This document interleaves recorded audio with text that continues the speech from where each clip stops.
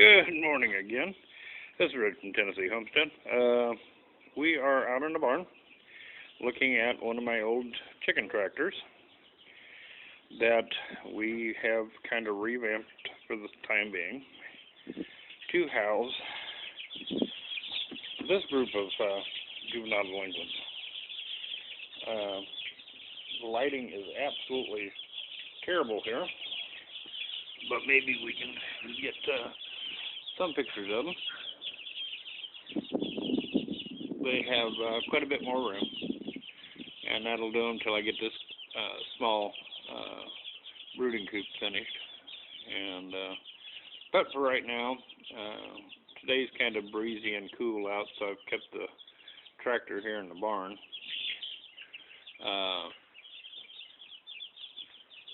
We moved them over here yesterday to give them a little bit more space. They were even crowded in the cage. These little guys are growing like crazy. Really taking on little personalities of their own. Looks like we're probably going to get quite a few roos out of the mess, which isn't bad because I did need another lavender roo and also a Australorp roo.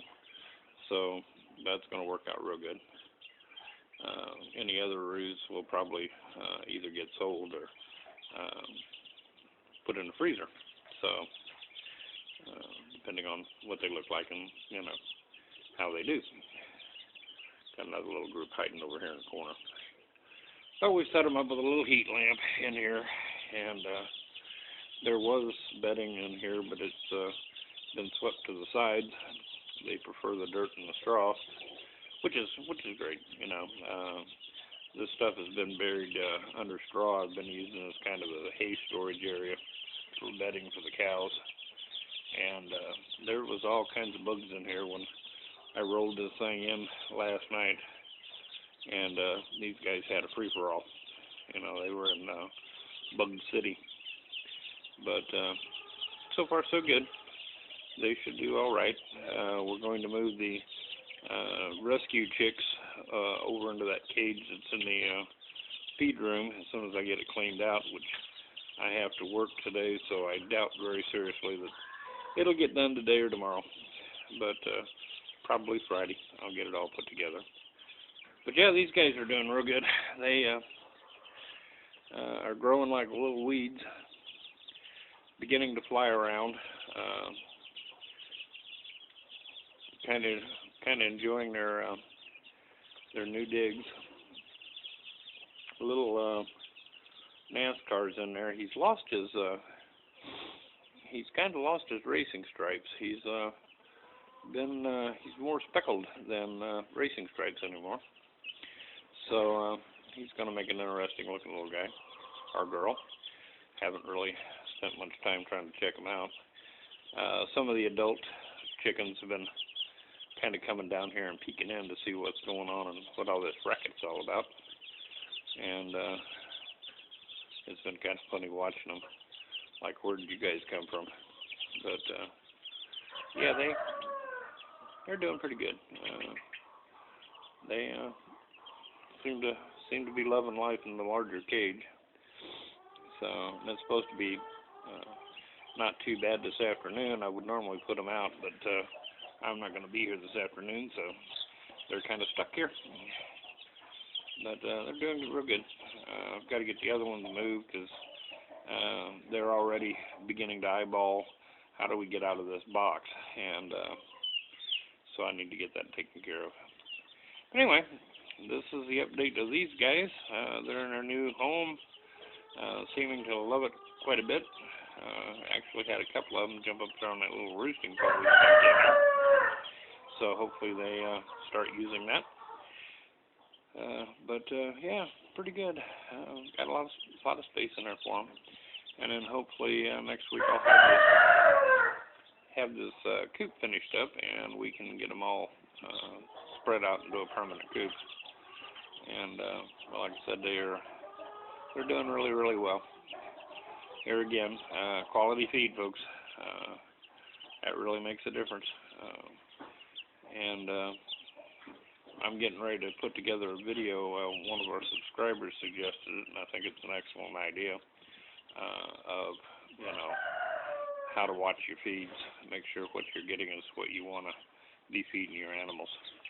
And so I'm kind of working on that. I'm going to get probably some inputs from some of the feed manufacturers. One of my favorite things is I prefer dealing with small granaries or small feedlots that mix their own feed stores that mix their own grains. That way you can talk to the owners and get a little more quality control going. So that's one of the best ways to deal with it. Usually you have to buy in a little larger quantities, but it still gives you the final word in what goes into my feed bag. That's like I was trying to explain to a lady the other day, and she didn't quite understand, but I think she finally did, the fact that pelletized feeds, interesting thing, if you go out and buy, let's say, layer crumbles for your hens, and you move into pelletized, same feed, but pelletized, what ends up happening is they cut back a little bit on the feed that's in those pelletized because they have to replace it with clay. That's what kind of holds those pellets together. So you might want to keep that in mind, that basically you're going to start paying for dirt over the pelletized feeds.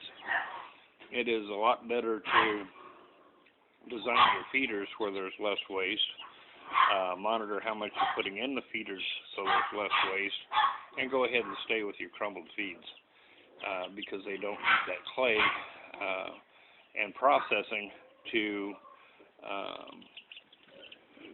make the pellets. Keep in mind, when you look at that pelletized food, understand there is a process that goes into creating that. And you're paying for it, but you will notice that there's no price difference between the crumbles and the pelletized feed. That's the reason. You're losing some of your nutritional benefits in the pelletized food, and it's being replaced with things like dirt. So try to keep that in mind when you're out shopping for feeds. Anyway, this is Rich from Tennessee Homestead. We will talk to you. Oops, I almost dropped the camera in there, and that would have made a nice mess. We'll be talking to you a little later. Have a good